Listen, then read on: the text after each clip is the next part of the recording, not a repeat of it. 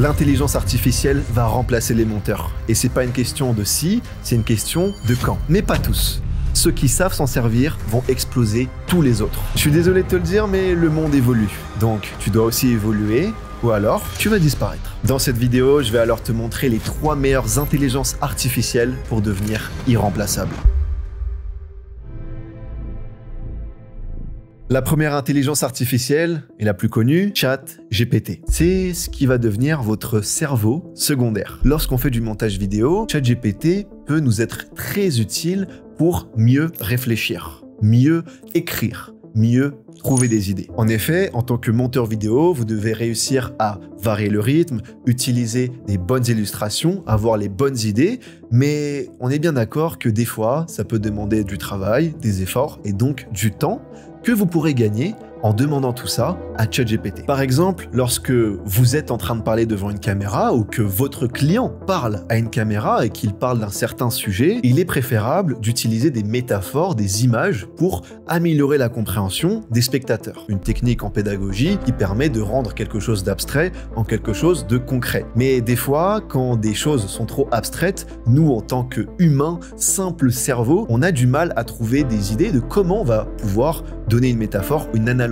Et donc, ce que vous pourriez faire, c'est simplement demander à ChatGPT de vous donner des idées de métaphores, d'analogies, de comment vous allez expliquer quelque chose avec une image que les gens pourront se visualiser. Ça, c'est une idée que vous pourriez appliquer dans ce qu'on appelle le copywriting. C'est comment vous allez scripter les vidéos, que ce soit pour vos vidéos, mais aussi pour les vidéos de votre client. Parce que n'oublions pas, vous n'êtes pas qu'un simple monteur vidéo, vous devez être un collaborateur, un partenaire de business qui va aider votre client dans plusieurs tâches, comme le cadrage, le scripting, le montage vidéo. Une autre utilisation de votre nouveau second cerveau, aka ChatGPT, ça va être de vous aider à trouver des idées de comment vous allez illustrer une vidéo. Pour vous donner un exemple concret, imaginons que dans la vidéo, la personne est en train de parler de accomplir ses objectifs et que vous ne savez pas comment illustrer cela, eh bien vous pourriez simplement dire à ChatGPT que dans la vidéo dans laquelle vous êtes en train de faire du montage vidéo, vous aimeriez implémenter du motion design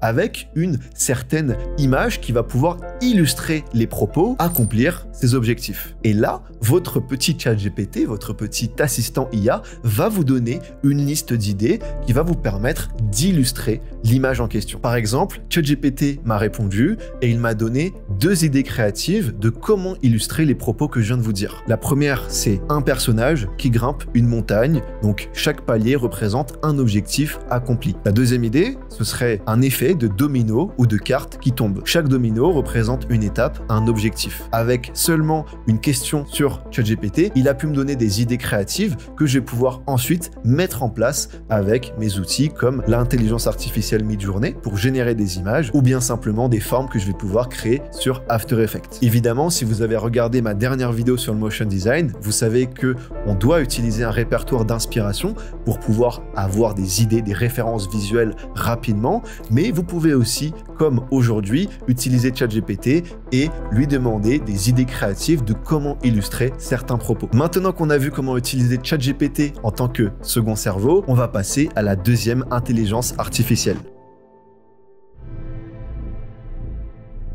Midjourney, l'IA générative d'images qui va nous permettre de créer des illustrations à partir de prompts. Des prompts, ce sont des mots-clés qu'on va donner à cette intelligence artificielle qui va permettre de donner une idée de comment on va vouloir créer notre image. C'est une intelligence artificielle que j'utilise énormément pour créer des images qui vont me permettre d'illustrer des propos. Par exemple, on peut demander à Midjourney de générer une image d'un homme en train de fumer une cigarette avec un costume et tout ça avec un angle de vue de face. Voici le résultat. L'avantage avec Midjourney, c'est que vous allez pouvoir créer des images, des illustrations tout le long d'une vidéo avec une certaine direction artistique, peut-être avec des couleurs particulières, un certain style, et tout ça sans même savoir dessiner, sans même avoir des compétences de graphiste. On pourrait établir un lien avec ChatGPT qui lui nous a donné des idées créatives de comment on pourrait illustrer certains propos. Et bien là, on pourrait simplement générer l'image que ChatGPT nous a proposé de faire. Maintenant que je vous ai parlé de Midjourney pour générer des images, on va passer à l'IA suivante qui va nous permettre d'animer nos images. Photoshop. Oui, c'est le fameux logiciel qui vous permet de modifier des images, mais pourtant je vous ai parlé précédemment de comment animer des images. En effet, avec Photoshop, on va pouvoir utiliser une intelligence artificielle qui est implémentée à l'intérieur, qui nous permet de remplir une image ou de supprimer des éléments à l'intérieur. Par exemple, si on prend l'illustration de l'homme en train de fumer une cigarette et qu'on a envie de l'animer, on pourrait se dire que on pourrait simplement faire un zoom à l'intérieur et puis basta, c'est bon, on a animé notre image. Sauf qu'on peut faire encore mieux, on peut créer ce qu'on appelle un parallaxe, c'est-à-dire qu'on va utiliser le pouvoir de la caméra 3D dans After Effects pour créer une profondeur dans notre image, comme si on se déplaçait dans une vraie scène 3D. Pour ce faire, on va devoir créer une distance entre les différents éléments graphiques. Par exemple, dans notre image avec l'homme qui fume une cigarette, on a deux plans. On a le plan principal qui est le sujet, l'homme en train de fumer une cigarette, et puis on a l'arrière-plan qui lui va être détaché du sujet. Et pour pouvoir créer une distance entre le sujet et le fond, on va devoir faire de la rotoscopie sur l'homme. On va donc devoir faire un détourage de notre sujet, donc le personnage, et ensuite on va supprimer ce personnage, et de cette manière-là, on aura un calque qui représentera seulement le sujet et un calque qui représentera seulement le fond. Et d'ailleurs, avec l'IA intégrée de Photoshop, on peut faire ce qu'on appelle du remplissage génératif, c'est-à-dire qu'on va étendre notre image artificiellement. De cette manière-là, eh bien, notre arrière-plan est devenu encore plus grand. Dès qu'on a fait tout ça, on va pouvoir enregistrer notre projet en format PSD pour pouvoir l'importer dans After Effects. Et ensuite, avec le pouvoir de la 3D, on va créer une distance entre nos deux éléments. Et de cette manière-là, lorsqu'on va se déplacer avec la caméra 3D, eh bien, on aura cette impression de profondeur entre nos éléments. C'est principalement de cette manière-là que j'utilise Photoshop pour animer mes images issues de Midjourney. Donc voici les 3 grandes intelligences artificielles que j'utilise le plus en tant que monteur vidéo et motion designer. Évidemment, il y en a d'autres que vous pouvez utiliser. Je ne vais pas en parler aujourd'hui parce que pour moi, elles ne sont pas très utiles dans mon cas. Mais si vous souhaitez une autre vidéo sur l'IA